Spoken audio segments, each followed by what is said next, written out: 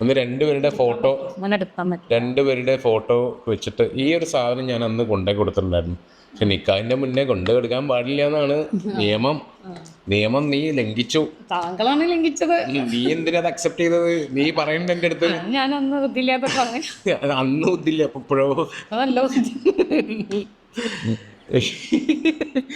ഇത് ഒന്നുമില്ല. എന്നെക്കാളും 6 വയസ്സിന് മൂത്തല്ലായിരുന്നോ താങ്കൾ വേണ്ടേ പറഞ്ഞത്?